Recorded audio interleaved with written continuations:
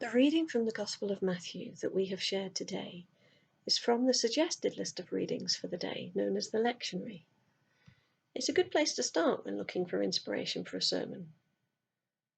It is this reading that led me on to the others we have shared, which are not traditionally linked with it. Reading the Gospel story, I was reminded of the story that the prophet Nathan tells to King David of the rich man who took the one little lamb belonging to the poor man and used it rather than one of his own. David was enraged by the story and vowed to seek justice for the poor man, until Nathan tells David, "You are the man, because he has taken the one precious wife of Uriah when he already had his pick of available women." In our Gospel story, as Jesus shares this parable, the Israelites speak of justice for the landowner and the lives of the slaves and his son that have been taken, before Jesus tells them, "You are the unjust tenants." They have declared judgment upon themselves, just as David did. After Nathan had spoken to him, David was full of remorse for what he had done. The religious leaders of Jesus' day are not full of remorse. Instead, they look for a way to silence this man who makes them look upon their own actions with shame. All sin and fall short of the glory of God. Sometimes people do terrible things to each other, things that we might, if we're honest, find it impossible to forgive. Yet even in such circumstances, God will not withhold forgiveness. A person who commits such a crime may find themselves shunned by society for the rest of their lives. But even these people can find salvation in Jesus.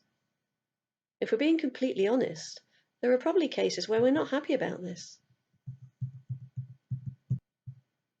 We all have different situations that will push certain buttons for us. But David, it was the rich stealing from the poor. For the Israelites, it was disrespect of authority. What is it that pushes our buttons of indignation? How then would we react to God's messenger saying, "This is you"? With repentance or with self-righteous anger?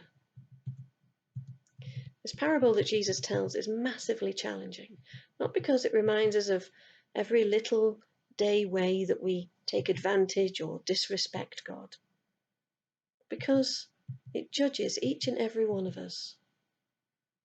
And we thought as Christians we could escape judgment. Being a Christian is not a free pass. It's facing that judgment now. The wages of sin is death, it says in Romans chapter 6, verse 23. It's waking up every day and admitting I am a sinner and accepting God's saving grace through Jesus again and again. It's hearing this parable told by Jesus for the first time and knowing that I am the tenant, rather than getting puffed up with self-righteousness, thinking about all the people who it reminds me of.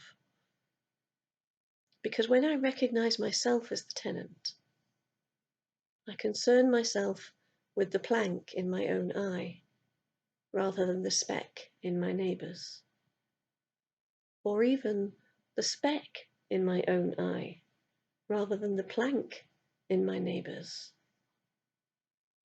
For it is here that the gospel, the good news, is seen, and it is marvellous in my eyes. Amen.